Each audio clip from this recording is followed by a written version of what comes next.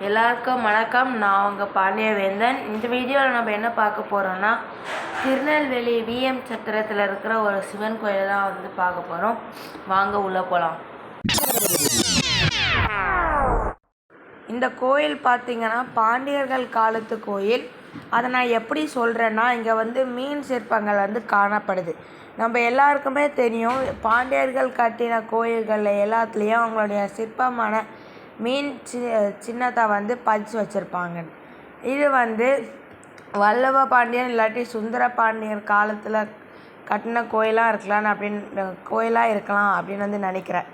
ஏன்னு பார்த்திங்கன்னா, இங்கே இருக்கிற விநாயகர்களுக்கு வல்லப விநாயகர், சுந்தர விநாயகர் அப்படின்னு பேர் இருக்குது. ஒரு இன்ட்ரெஸ்டிங்கான தகவல் ஒன்று சொல்கிறேன். அதாவது பாண்டியர்கள் கட்டின கோயிலில் இருக்கிற அந்த மீன் சிற்பங்களில் பாதி மீன் சிற்பங்கள் எலிஃபண்ட் ஃபிஷ் அப்படின்ற மீனை சார்ந்த வகையில் இருக்கிற சிற்பங்களாக இருக்குது. இங்கே பார்த்திங்கன்னா உள்ளே ஒரு கிணறு இருக்குது. தண்ணீரை இறைக்கிறதுக்கான கிணறு கோயிலுக்குள்ளே அமைக்கப்பட்டிருக்குது. மீன் சிற்பத்தை தவிர நாயுடைய சிற்பம், யானை சிற்பங்கள்லாம் இங்கே காணப்படுகிறது. இது பழைய காலத்து பாண்டியர்கள் கோயிலை குறிக்கிற நிறைய வடிவங்கள் இதில் காணப்படுகிறது. அதில் எடுத்துக்காட்டு தான் மீன் சின்னம், யானை சின்னம். அதெல்லாம் நம்ம எல்லா கோயிலையும் பார்க்குற மாதிரி இந்த கோயிலையும் ஒரு தூண் பாண்டியர் சிற்பம் ஒன்று இருக்குது.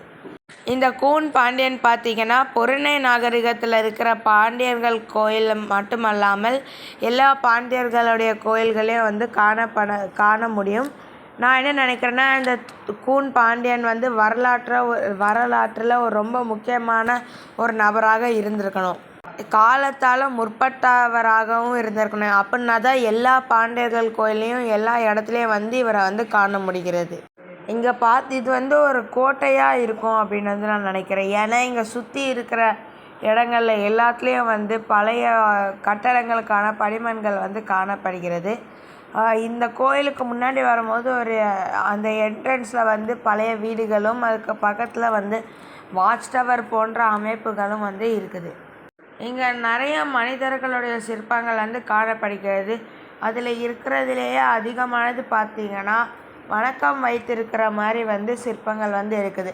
இந்த சிற்பங்கள் ராஜாக்களையோ இல்லாட்டி ஒரு பெரிய மந்திரிகளையோ குறிக்கிறது அப்படின்னு நான் நினைக்கிறேன். இதே போல் பல தகவல்களை தெரிஞ்சுக்கொள்ள நம்ம சேனலுக்கு லைக் பண்ணுங்கள், ஷேர் பண்ணுங்கள், மறக்காமல் சப்ஸ்கிரைப் பண்ணுங்கள். நன்றி, வணக்கம்.